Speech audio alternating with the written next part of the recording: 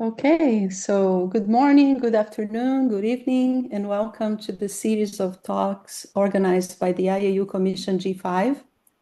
Our speaker today is Dr. Julia Seidel. Julia did her PhD at the University of Geneva, and then between 2021 and 2024, she was ESO Research Fellow in Chile as the Espresso Instrument Fellow. And now she has moved to Nice and she is ESO Research Fellow at the Observatoire Côte d'Azur in Nice. And today her talk will be on measuring atmospheric dynamics in exoplanet atmospheres from the ground. Before we start, we thank you for coming, and we ask if you can stay muted the entire time. Thank you. Okay, Julia, take it away. Awesome. Thank you so much for having me. I'm really excited. And there's a little bit of a disclaimer. So I am a purely ground-based high-resolution observer. But I also talk a little bit about what we can do from space. And I want to really highlight the synergies where we can feed on each other and where we're not competing to get every little thing out of the atmosphere just with our approach.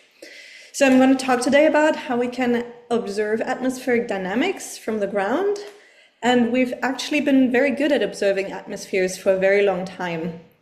So I think most of you know this famous plot from school, the pressure and the temperature of Earth's atmosphere as a function of altitude, which was first observed with the cutting-edge technology of a montgolfière and the cutting-edge, freshly invented barometer in about 1804 here by Biot and Gay-Lussac. And the funny thing about this measurement is that it was really the first modern approach to atmospheric studies. And it took about 100 years to redo this experiment and also get abundances of different elements, this time from a pressurized little balloon that you go up in the atmosphere. And it's actually two Swiss people that did that. The Picard brothers, who were quite prolific in building these flying objects. They're actually considered amongst the first astronauts because they flew so high with their balloon structure. But they started from Germany. Because I'm German, I can't not show you the two of them with their homemade crash helmets. So this is what science was like about 100 years ago to get measurements of atmospheres of our own planet. But I think the part of this atmospheric plot for Earth is mostly shown with one crucial aspect missing. So the aspect that's normally not shown in textbooks is the right panel where we see the atmospheric dynamics.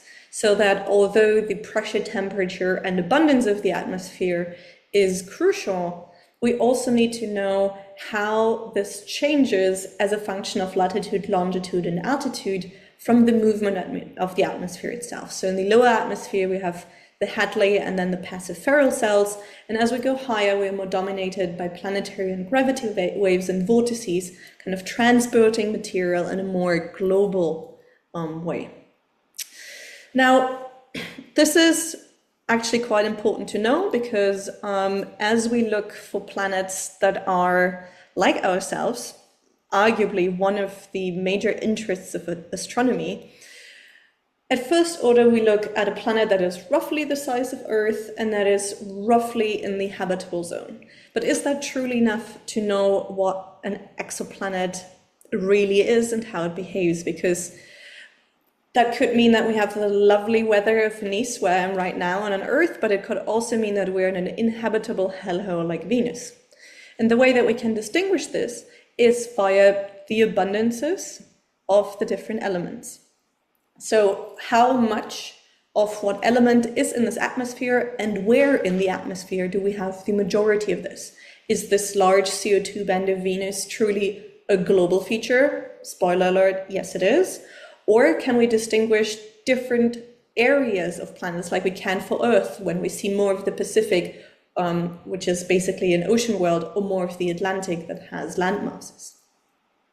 The second important aspect of this is, of course, for those of you that are a little bit more into the subject, that abundances and correct abundance measurements and their ratio, like for example, the volatile to refractory ratio, is quite important to know where planets were formed in the planetary disks and give us context to where these planets actually formed, so we get more context to our place in the universe. We've been very good at doing this for the solar system by the virtue of it being close, so we can send in situ probes. For example, this is a flyby of Cassini, where you can actually see one of Jupiter's moons photobombing us in this picture here in the corner. But if we change the wavelength of our observations a little bit and we switch to HST observations, we can see what I mean by the distribution of material. So we can see that for Jupiter, the abundance of NH3, for example, isn't at all homogeneous, but depending on which band we observe and where the big storms, like for example here the known red spot is in view or not, we get vastly different abundances. So observing the atmospheric dynamics, the global mixing of the atmosphere, for example, the jet streams of Jupiter, is actually quite crucial to understand planetary atmospheric abundances. Now, for exoplanets, this is obviously a little bit more complicated because for exoplanets, we can't really send in situ probes.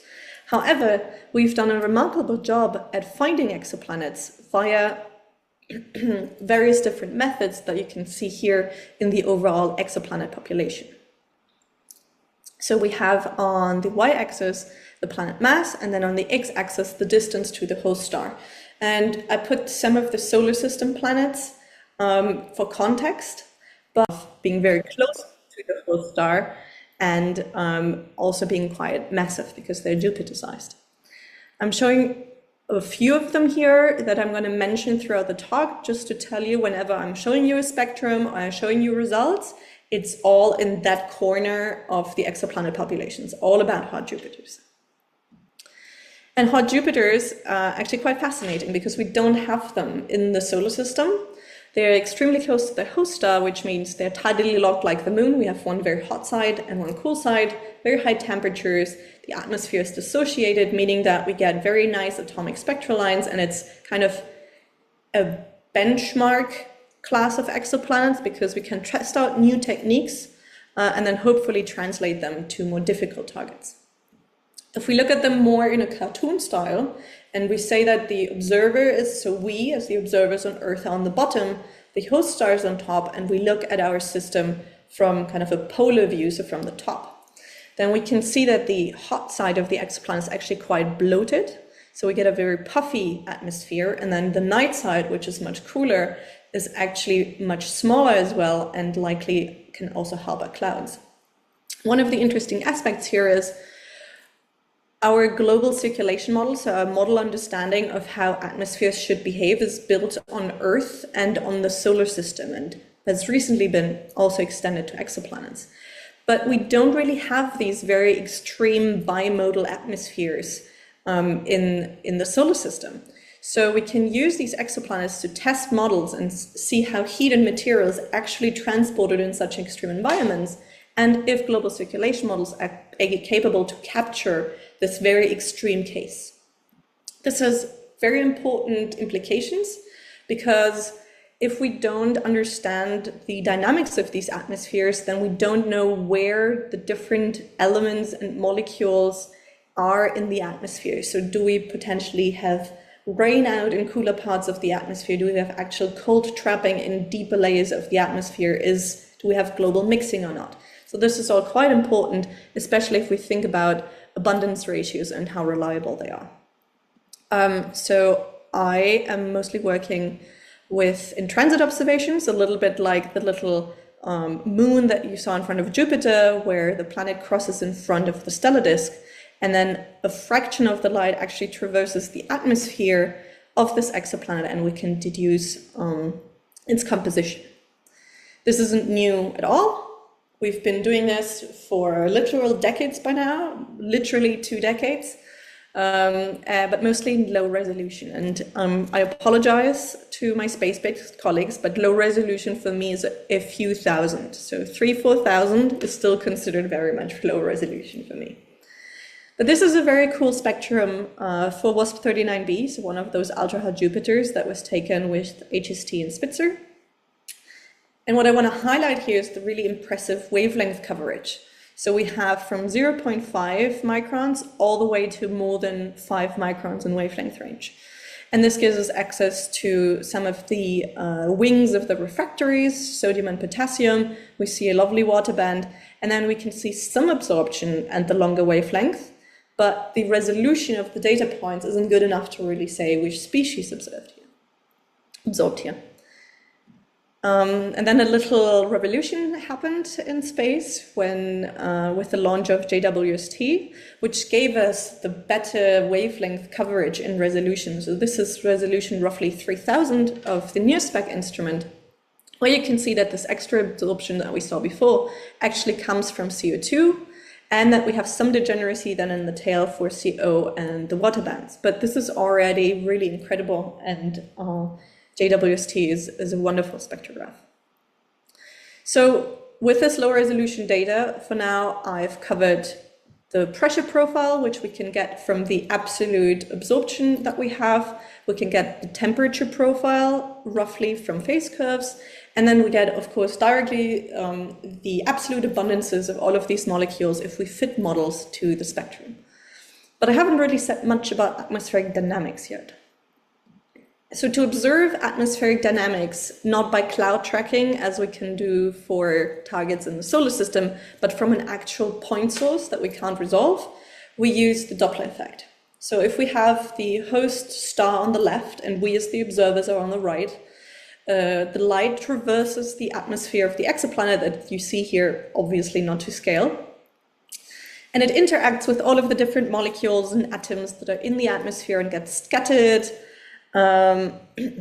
etc. But the wavelength that we observe actually changes due to these interactions because of the Doppler effect. So as, for example, the yellow light in the visible interacts with sodium in the atmosphere, we can see the movement of the sodium particles based on the Doppler effect, the line of sight movement, of course. So that's super neat, right? Because it means that, okay, if we observe one of these water molecules, then we should see the shift from one spectral bin to the next as the distortion from the atmospheric dynamics. And this is where low resolution hits a little bit of a wall.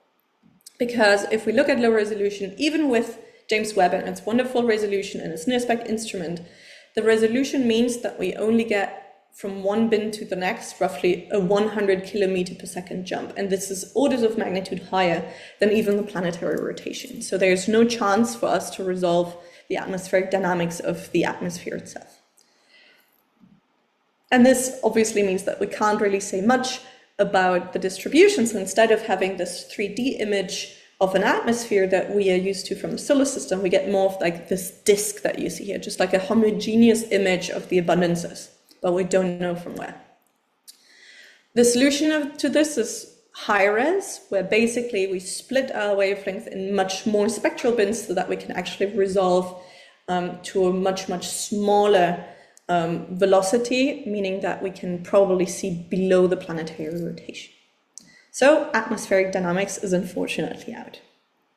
All right, so what about high res? I love this plot a lot because in this upper inset corner, you basically have the wavelength range that is probed plus minus by the espresso high resolution spectrograph.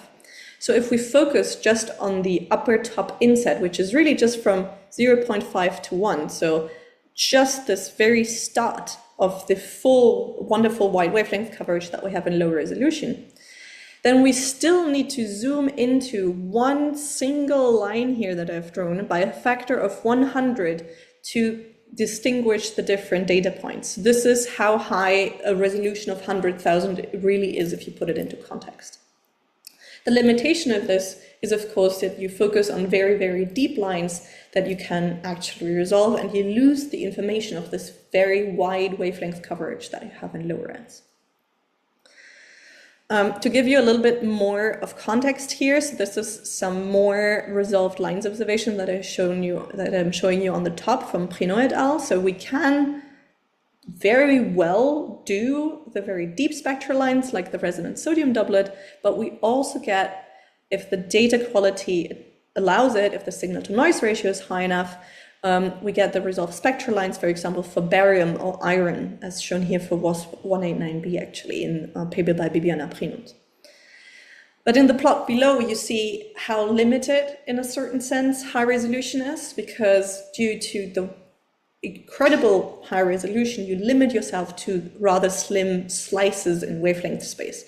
So just to cover the space from 0.3 to 2.5 microns, you actually need basically 3 instruments: espresso for the optical, then Spirou for the near infrared, and then CRIRES for the infrared bands. Another thing is, of course, that you can already see the shape of the spectrum. This is because we're using shell spectrographs that intrinsically self-calibrate. So we have the loss of continuum information, and that means we only have access to the relative altitude and the relative abundances of all of these different lines that we see. So we always normalize, as you can see here, to 0, and we lose the information of where the actual flux was. Nonetheless, from the resolved spectral lines, we get the depth, the position, and the shape of the lines. So we get the planetary rotation, we get the pressure and thermal broadening, so we get the thermal profile, and we get the atmospheric dynamics due to the distortion of the line shape. And not only do we get the distortion of the line shape from atmospheric dynamics, but we even get it as a function of altitude, because the deeper the line, the higher we probe, relatively speaking, in the atmosphere. Okay, I know this distortion of line shapes isn't particularly intuitive, so I made a little GIF here where you can see how the planet moves in front of the disk of the host star, and if we have one limb first into view, and we have a super rotating jet stream that basically churns material like for Jupiter around the planet, then one side will move away from the observer, so be redshifted, and then when the other side comes into view, it will be blue shifted. So we get both of these halves for kind of a double peak around 0. If we have a movement from the very hot side of the planet to the cool side, everything moves towards the observer.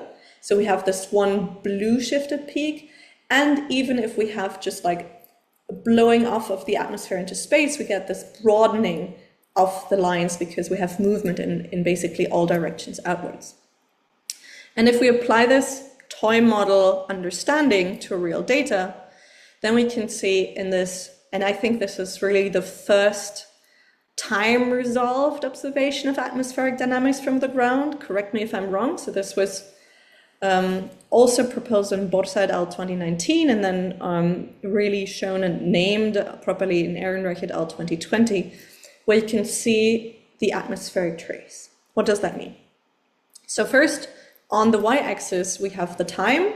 So basically, we start moving across the stellar disks from bottom to top. And then on the x-axis, we have the velocity. So at 0 is basically where we expect the signal to be if we have a non-moving atmosphere. And then if we correlate our spectrum that we have with basically a mask of where we should have absorption from the atmosphere, then we can trace this detection blob here in yellow throughout time. And as you can see, with time, it gets more and more blue shifted and then remains quite stationary with the overlap for the stellar track kind of masked out. But you can see that if you stacked this in time, so if you kind of collapsed this plot, you would get a peak that's quite blue shifted. So this is indicative of a flow from the very hot side along the temperature gradient to the cooler night side. On the other hand, we've had observations of what looks like superrotational jet streams like we have in Jupiter. So really 2 tracks instead of one being extremely blue shifted and the other being extremely red shifted, indicating that one limb of the atmosphere actually behaves quite differently than the other one. And now the question is, which of these patterns dominate the atmospheres of these hot planets? Is it one for one and one for the other, but they're all one class of planets, so they should behave at least similarly. And one of the puzzle pieces for this is which element did we use to trace this? Because on the right side, what I've shown you is basically a mask of the iron lines, whereas on the right side, this was observed with Quaris Plus. So this is more in the near infrared, where we have access to some of the molecules. And by the simple virtue of one being an atom and one being a molecule, the different weight, etc., it's quite unlikely that they probe the same pressure and altitude regime in the planetary atmosphere. So they probably behave quite differently. Now, how do we get to the bottom of this? It means that we should hopefully observe the traces for various different altitude levels for the same planet to kind of build a relative scale what happens from top to bottom, or the other way around. Now, this is quite difficult. As you can see here, for example, this is for two different planets. The left one being for WASP 127b, which is a very puffy, like Saturn mass planet, actually, whereas the right side is for WASP 76b, which is a very canonical hot Jupiter. So how do we go about doing this for one planet only? We need an exquisite signal-to-noise ratio. So this is an observation of the ultra-hot Jupiter WASP 121b, again, your run-of-the-mill ultra-hot Jupiter. And this was observed already in 2020, or published in 2021 by Francesco Borsa and collaborators from the Espresso GTO. And what you see here is the two lines of the sodium doublet in the yellow wavelength range. And if I told you that I can deduce atmospheric movements from the line shape, I sincerely hope that you would call me a liar, because you can see in the background the gray data points. It's very noisy. The two lines that are directly next to each other are from the same element. They should look quite similar, and clearly they do not. So the signal-to-noise ratio is simply not good enough to deduce anything from the line shape here. But Espresso is really cool because it kind of has a superpower where it doesn't sit at one of the focuses of one telescope, but it's actually in a special room where via fibers it's fed light, or it can be fed light, from all 4 UT telescopes of ESO's VLT, meaning that instead of having light from one 8-meter class telescope, we create the photon collecting power of a 16-meter class telescope with all 4 telescopes combined. And that means that we move from the plots that you see on the left to the data quality on the right, which is exquisite. It's just, I saw this paper and I was so excited for it. Because what they did in the Espresso GTO was literally they just observed a partial transit. So they just observed 1/2 of the transit, basically. And already the resolution is so incredible. And then I looked at this data and I remember asking this in an Espresso GTO meeting, and I was like, okay, this is a very lovely line shape, but what is this kind of bump here, the secondary feature that seems to be there in the blue shifted region? And we were all quite intrigued, so I submitted a proposal to observe the missing part of this transit and re-observe the target with basically a full transit to see whether this is real or whether this is contamination, and what can we actually make of this. And to keep a long story somewhat short, this is planetary. You can ask me plenty of questions if you want of all of the different steps that we took, but if we separate out the transit into different parts, so we don't integrate over the entire time that the planet is in front of the host star, but we separate it into 2 parts, basically. We separate it into the first part of the transit and the last part of the transit. Now, what does that do? If we separate out these 2 parts of the transit, because the planet is extremely close to the host star, we actually get a very different viewing geometry of the planet itself. So it's not that the light shines symmetrically through this very distorted atmosphere, but during the morning dominated part, so at the beginning of the transit, we actually see more of this morning side. So on the bottom, you see again us as the observer on the bottom, and then the host star would be on the top. And this is this bloated atmosphere that I've shown you before. So the light that passes through this atmosphere here actually traverses a lot more of this bloated morning side, whereas on the evening, first of all, we are probably blocked by clouds on the night side, but also the atmosphere is a lot more shallow, so we get a lot less impact from it. And then vice versa, when the planet has turned a little bit at the end of the transit. And what did we see in the spectrum? So if you look at the plot on the top, basically, we see again the resolved sodium line at 0 velocity, where we expected. But we also see kind of a secondary feature that's either red or blue shifted, depending on where we are during the transit. So we can resolve the changing of the position of the secondary feature. And again, if you think about it, if we collapse this into one transit, then we would have one side and the other side of a super rotating jet stream. So one redshifted side in the morning that's moving away from us, and then it's coming back on the evening side. So that's quite cool. So we were able, from the resolved sodium doublet and not just from the cross correlation of molecules, to see a jet-like feature. But we can do much more with this data, and this is actually already kind of hinted at in the first work by Borsa et al., where they showed that with the exquisite signal-to-noise ratio that you get from this 4UT data, because you have just an immense photon collecting power, you can probe different layers in this atmosphere. If we zoom into the atmosphere and we see the lower, the intermediate, and the upper atmosphere, then we can truly see that with cross-correlation, so with molecules, we probably probe this more lower atmospheric part. Then with the sodium doublet, here shown as NAD1 and NAD2, we kind of probe below the rush lobe, but already quite high, so this is probably intermediate. And then with H-alpha, for example, or the 2 calcium lines, we probe beyond the rush lobe and really the upper atmosphere, we're already interacting with space.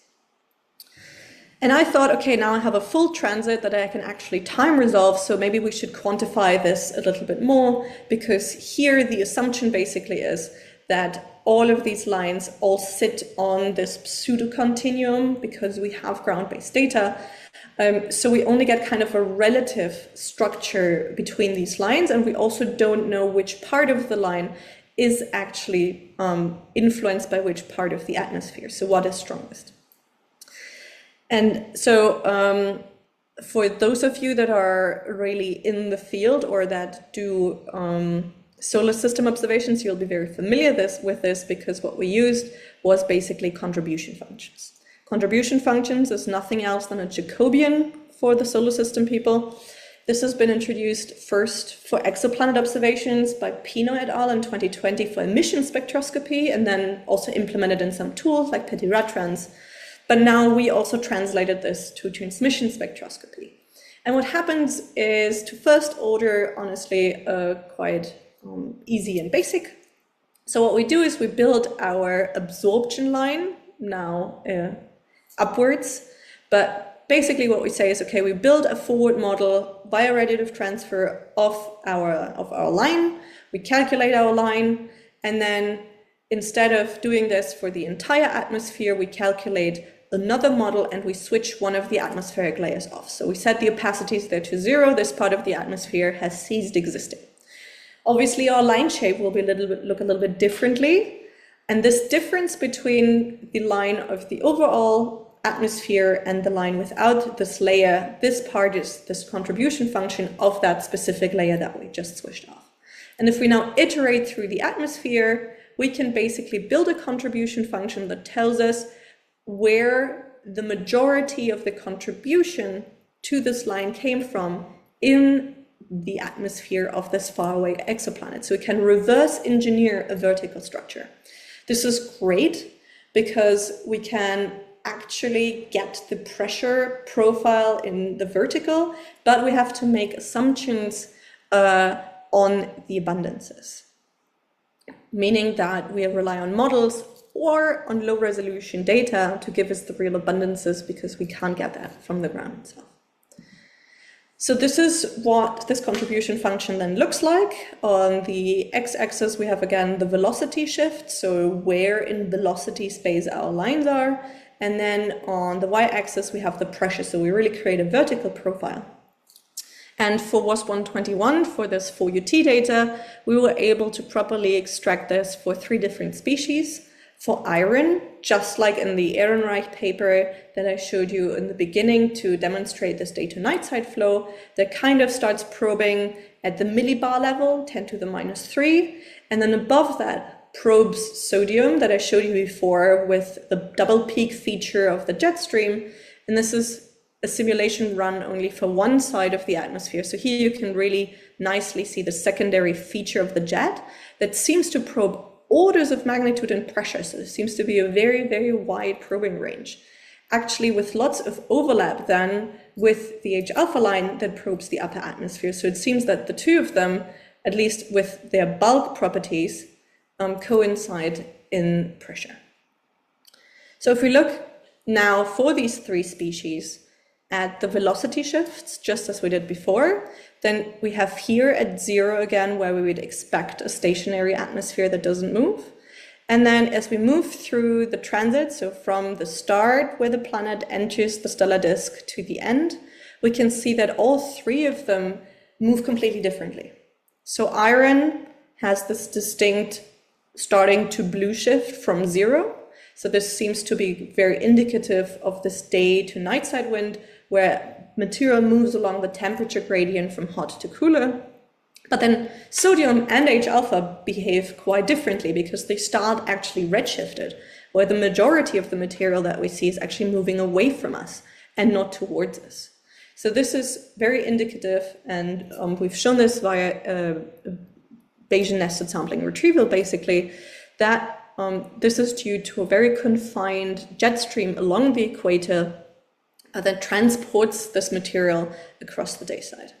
And if we try to visualize this a little bit in a cartoon, this is what this would look like. So we can create the 3D structure of material, meaning that in the lower atmosphere, we have iron that moves from hot to cooler and then probed by sodium and also impacting the observations of hydrogen.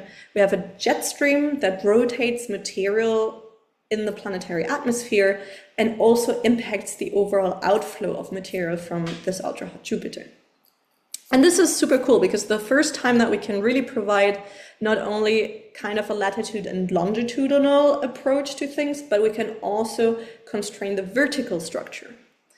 And if we compare this to global circulation models, then it gets really interesting because global circulation models so far predict, yes, we should have a jet stream in the atmosphere that's driven by the Coriolis force, so in the lower atmosphere.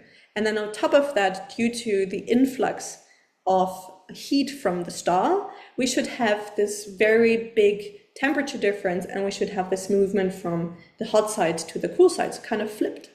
Meaning that the jet stream that sits even on top of that at even lower pressures that we can't really model with global circulation models might be driven by completely different physics that we don't really have yet in global circulation models.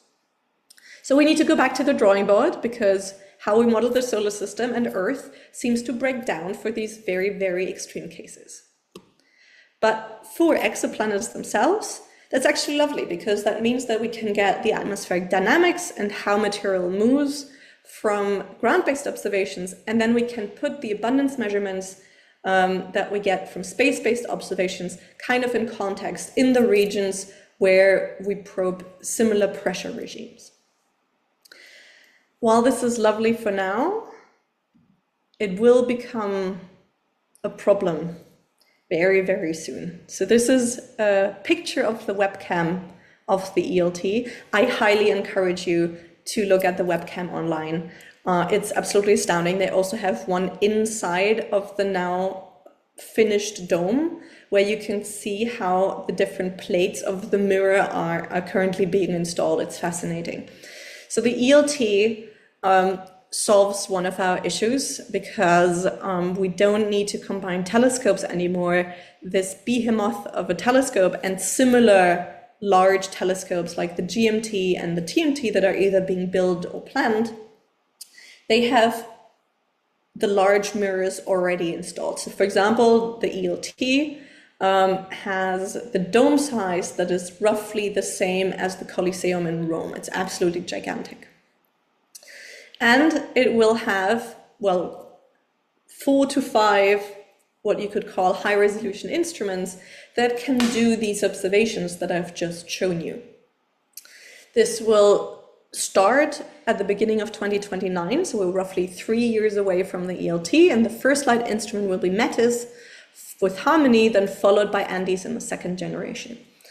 So the early 2030s are going to be really the rush for ground-based observations. And what we can do with this is, despite the limitations in observational time from the ground, despite the need for higher signal-to-noise ratio for high resolution, we can push from the hot Jupiters that I've shown you so far to smaller and also cooler planets.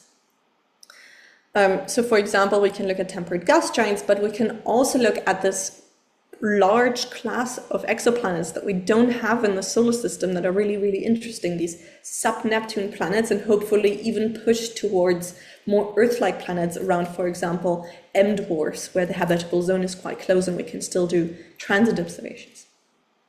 So if we look at GJ1214b here that are highlighted in the plot, which is everybody's favorite to simulate and to observe, what we get is the following. We can actually see here the observed spectrum from JWST, so they expedited a bunch of observation time to get enough signal built up.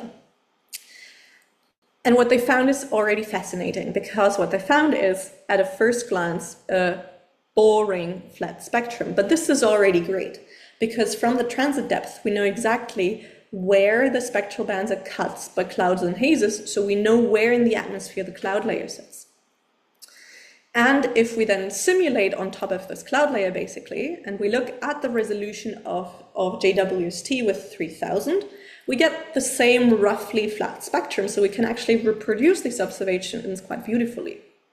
But then if we move to high-res and we simulate a transit as it would be observed for the ELT with the 40-meter class telescope, then it's actually not the telescope that helps us, but it's the high resolution, because instead of spreading out the signal that we have over these large wavelength bands, we can actually resolve, kind of combine the signal back into the wavelength bands where they actually were, and build signal to resolve the molecular band heads of all of the different species that should likely be in this atmosphere: CO2, NH3, water, etc. So these, for example, would be water bands.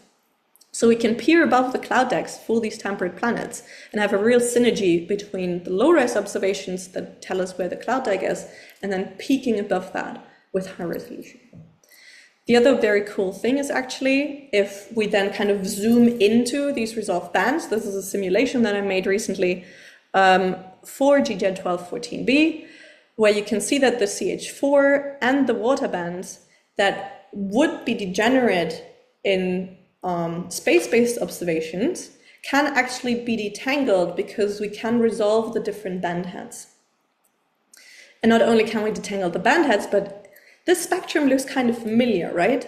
Because this data quality with this kind of error bars and how resolved the line shapes are is very, very similar to the signal-to-noise ratio and the resolving power that we have for hot Jupiters now. So all of the knowledge that we gain on the techniques on how to extract atmospheric dynamics, abundances, and vertical profiles from exoplanets, from hot Jupiter exoplanets, we can apply then later on to temperature sub-Neptunes and to Earth, hopefully. And with that, I kind of want to close. I hope I helped you a little bit in understanding what we can actually gain from high-resolution spectroscopy, especially in the aspect of atmospheric dynamics, and how this then helps us to intersect with space-based low-resolution observations. And I don't think I can overstress how excited I am for the ELT-era, for all of the different ELTs. The first slide for ESO's ELT is really just like half a PhD generation away. And we have so many questions to answer that I haven't even touched on in this talk, like how can we adapt to reflected light observations, the combination of high contrast, high spectral resolution observations as we merge direct imaging with high-res observations, and then how can we properly leverage this with like population studies that we can do from space, because the ELT is kind of a microscope to zoom into atmospheres, but population studies will be done by Webb by Ariel and by the Habitable Worlds Observatory, etc. So thank you, and I hope we can have a really fun discussion about this. Thank you so much, Julia, for a great talk. The questions will be moderated by Daniela. Hey, Julia, thank you very much. It was really the great talk. And so, somebody, okay, Harper, please. Graham Harper, would you like us, would you ask something or?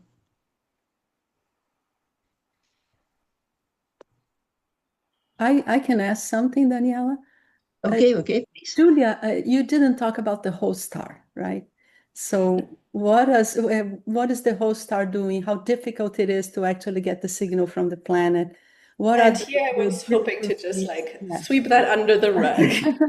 No, so all jokes aside, the host star is incredibly important. So for all of the targets that I have shown you, these are relatively well-behaved F and A type stars, which means that we don't have to deal with some of the complications, but still with a few of them. So for example, let me just go back real quick to, oops, that's not what I wanted to do. Let me just share this real quick again. So for example, what we still have, and I'm just going to share this with you and present them all real quick, it doesn't matter. If we go back to the plot here, this entire middle segment that I just whited out, this is where the stellar lines overlap with the planetary lines. So anything from the Rossiter-McLaughlin effect, etc., that would impact us there, or the fact that our flux drops significantly in the deep stellar lines, all of that data I basically throw away because properly accounting for that is very difficult, and I don't think we're there yet to still be able to say something about the atmospheric dynamics. Now, the moment that we have, for example, flares, the data becomes completely unhandleable. So for example, for all of my transits, all of the data that I take, and I know for a fact that also David Ehrenreich did this for his paper, we always take parallel photometry of the star to see if we have a star crossing, and we check if there were flares, etc. This is, of course, always still assuming that there's no unocculted spots, etc., etc. So it comes with the uncertainty, and this will become even more complicated when we move to M dwarfs, which are much more active, especially if you want to look at water for these worlds, because M dwarfs famously have water in their spots. So one of the things that I'm really hoping to implement now that I'm in Nice, where we have quite the stellar department, and also some people that model spots for M dwarfs and M dwarf coverage, is really to create a false positive retrieval. So at the same time we retrieve the atmospheric dynamics, but also what kind of spot coverage and spot rotation could create the same distortion of the line shape. So how confident can I really be that this is atmospheric dynamics? But this is still ongoing. So for now, it's really the repetition, how we see this more than once for these hot Jupiters, that makes us more confident, but it comes with the asterisks of the star. Thank you. Okay, thank you. Denis Travins, please. Yes, thanks for a nice talk. You stress the importance of high spectral resolution and the importance of ELT. However, the spectrometers planned for ELT have modest resolution. I mean, 100,000 is only half what Espresso has. So suppose there would be a super Andes giving 300,000 or so. What could you do with it? Yeah, that's actually a good question. So I don't think there's actually that much to be gained. I think we kind of level out eventually in terms of what more resolution brings, right? So for example, if we look only at sodium, then this 4UT mode of Espresso, for example, has only 80,000, which you could call mid-resolution in the end, but you can resolve these kilometer per second shifts. If we move to more temperate planets, these shifts will probably go down. So we'll be at a few hundred meters per second, as we are, for example, for Jupiter. So solar system planets, the wind speeds we couldn't resolve right now. They are too slow. But when we get the various band heads together, and this is already what I did for sodium because we have two lines, if we combine all of the different band heads that are roughly at the same altitude, then just by virtue of combining all of the different lines together, we can actually be more confident that even smaller shifts can be retrieved. So this is already quite important. However, if I could have my own little spectrograph with 300,000, then I would put it smack on an O2 band somewhere, because if we have this super high resolution, then we can actually detangle properly which part of our spectrum comes from Earth's atmosphere and which part comes from the planet's atmosphere. So the higher we go in resolution, the easier it becomes to correct for tellurics. And this is one of the main reasons why observing oxygen from the ground is, in my personal opinion, probably very far into the future. So having like a water or an oxygen band at extremely high resolution, that would be fantastic. Okay, thank you. Yeah, I see we have no questions on chat. Daniela, so please, can... Hi, can you hear me? Yeah. Yeah, thank you for the amazing talk. It was very nice to hear you talk about this after reading your paper at the science coffee at our university. I did want to ask, could you please explain again how did you determine at which pressures you were probing with the different atmospheric traces, please? Yeah, of course. So to first order, it boils down to this plot. So this is basically a very simple estimate. If we use hydrostatic equilibrium and we set all of our lines on the constant continuum that we just assume from higher spectroscopy, so at one planetary radii, boof, then just by the different depth of the lines, we know that the higher the line is, the higher it probes in the atmosphere. So this is kind of to first order how we know which line probes how high in the atmosphere. Okay. What we can then do is basically, if we create a model of our line, we can say, okay, if our model properly makes our line, and our model has, of course, some inputs, so some priors. We assume what the abundances of our different species are. We assume what the abundance profile with altitude of our species are. From, for example, a code like Petit-Retrans, we get our synthetic spectrum that we then use to anchor in the absolute pressure range. And this is pretty much how this plot comes to be, because that we are here at 10 to the minus 3.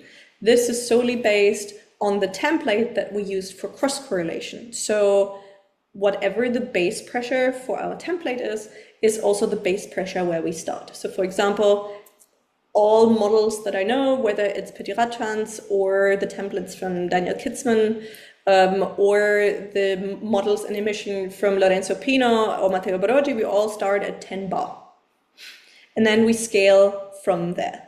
So I want to stress that it's super important that this is a relative pressure scale between those lines, but we would really have to ground this with the low resolution space-based observations that give us the absolute flux and the absolute pressure level. And there has been some work to do that. So for example, there's the paper from Gloria Guyou from 2022, I think, and then also Lorenzo Pino did some work on this in like 2018. But this is why I put this question here on the last slide. I think we need to really leverage more the synergy between low and high res, and this will help us break this degeneracy in a certain sense that we only have relative pressures and not absolute pressure measurements. Okay, thank you. Thank you. And we have, Carlos, so please. Thanks. You mentioned METIS for also another instrument for the ELT. and in the L and M band, it's expected that will provide a resolution of 100,000. Would that be useful to prove planetary atmospheres? Yeah, I'm actually super excited for this. So, I mean, with METIS, the complication is that everything that I've shown so far is in transit, and this is not what we're doing with the ELT anymore. So we're combining direct imaging with high resolution. So we have our IFU, and then we're basically tracking this on a speckle, right? But with the high resolution IFU mode, we actually played this through at a workshop recently. If we were to look at ultra hot or temperate Jupiters at the correct mass to resolve them with METIS, so relatively further out in comparison, then we'll likely be actually able to properly track storms and see like the temporal variability of these more interesting atmospheres, like temperate Jupiters, for example. We have global circulation models that really predict that we should have these big storm cells, and I think it's probably possible to time resolve that with METIS. And I really hope the GTO is doing that, and if not, then I will. Another question has Carl Schmidt. Hi, Julia. Nice talk. With atoms like iron, there's just so many different spectral lines that you get a lot of different energy states. And I wonder to what level the community of people that are doing high resolution spectroscopy with transiting exoplanets have looked at the distribution of states and getting temperatures from those. What's kind of like the frontier there? Has it progressed to where people are fitting different points along Maxwellians, or what's it look like?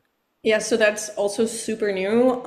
So what, in retrospect, we should have done with this paper, and they kind of came out parallelly. So this is why we didn't really think about this. So it would have been much smarter, instead of using all of the iron lines that probe from 10 to the minus 2 to 10 to the minus 5, basically. And we get this via the contribution function. So we can say where the bulk of the lines basically probe, but we still get some that probe higher and some that probe lower, because, again, as you said, you have some higher and some lower bands.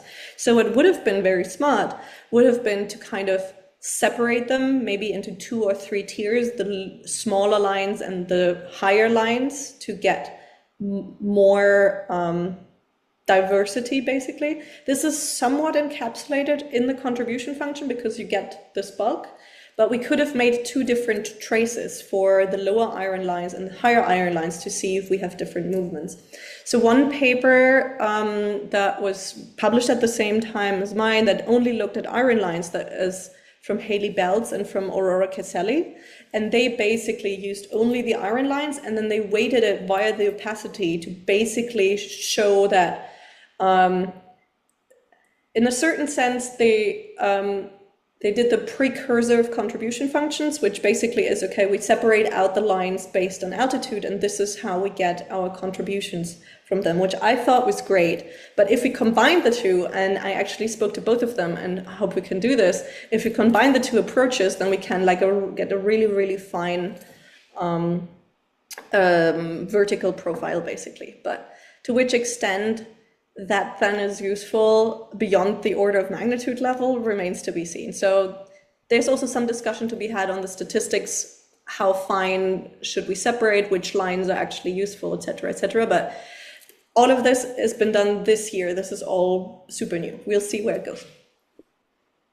Thanks and good luck. Yeah. So we are not limited with time. So if somebody would like to ask, it's still possible. Okay, I see nobody, and we have also no question in chat. So in that case, Julia, thank you very much for a really great talk, and thank you very much to all of you for coming, and have a nice day.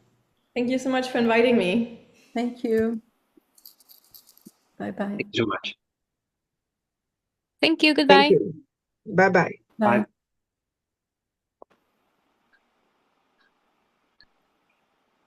Yeah, super. Thank